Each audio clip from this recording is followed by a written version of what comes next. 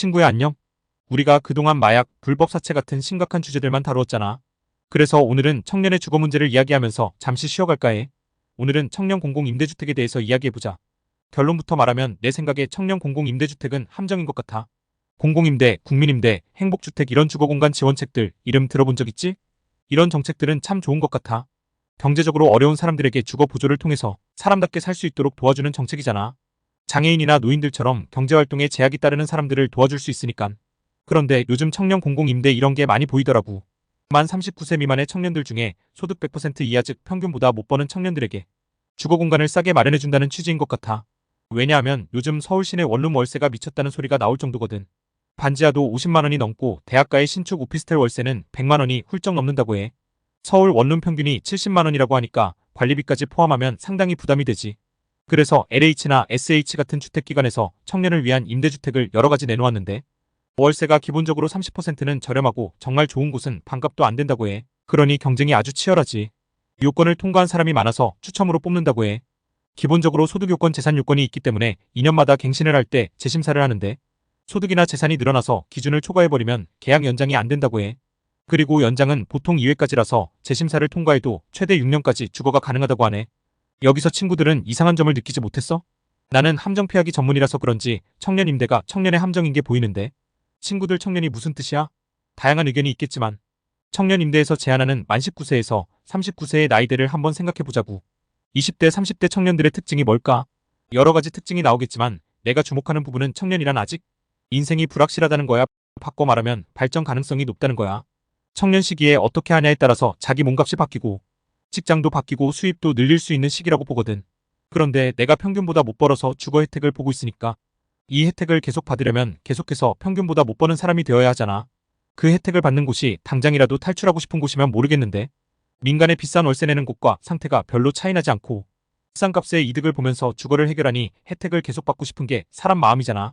그런데 혜택을 받으려면 어떻게 해야 된다고? 평균보다 못 버는 사람으로 재산이 부족한 사람으로 남아야 하는 거야. 청년 시기에 여러 가지 시도를 해보고 자기 개발해보고 그런 활동에 따라서 수입이 확 늘어날 수도 있는데 수입이 늘었다가 주거 혜택에서 제외되고 밖에 나가서 비싼 임대료를 내고 나면 실제로 남는 소득은 나아지는 게 없을 수도 있어. 그러니 그냥 좀 못 벌어도 주거 혜택을 선택하게 되면 발전하려고 움직이지 않고 그냥 멈추어 버리게 된다는 거지. 이거 함정 같지 않니? 나만 그래? 아 물론 무슨 한가한 소리냐. 이미 대학 갈 때부터 미래가 정해져 있고 아니 태어날 때부터 수저 종류에 따라서 정해진 걸 무슨 수로 20, 30대에 바꾸느냐? 현실을 모르고 뜬구름 잡는 소리 한다고 나한테 반박할 수도 있겠지. 나도 그런 부분을 아예 부정하는 건 아니야. 하지만 한 개인을 놓고 보면 인생에서 그래도 20, 30대가 살면서 발전할 수 있는 가장 좋은 시기라는 거야. 그런데 일을 더 하고 돈을 더 벌면 여기를 나가야 하니까 싫다. 이직하면 이사 가야 하니까 이런 데에 또 못 구할 것 같으니 그냥 이대로 다녀야겠다. 이런 생각을 하면서 자신의 발전 가능성을 막아버리는 게 함정이라고 생각해.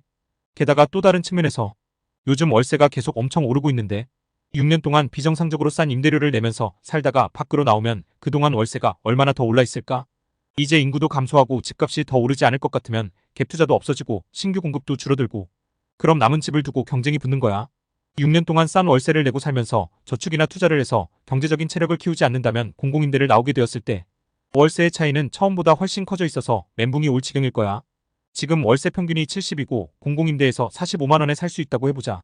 요즘 1년에 10만 원씩 오르고 있으니 6년 뒤에 월세가 130이 되었는데 공공임대에서 5%씩 두 번 올린 50만 원 내고 살다가 나오면 적응이 될까 안 될까?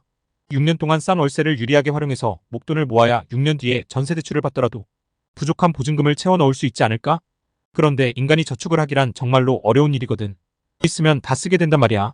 아니 그렇다고 해서 월세 70을 내면서 살면 더 저축이 되는 것도 아니고 무슨 뾰족한 수가 있냐고 반문할 수도 있어.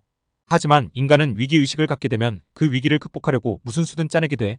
주거의 질을 좀 낮춰서 월세를 아끼면서 저축을 할 수도 있고 수입을 늘리려고 부업을 하거나 이직에 도전하거나 뭐라도 하게 된단 말이야. 월세 계속 올려주기 싫어서 집을 살 수도 있고 말이야.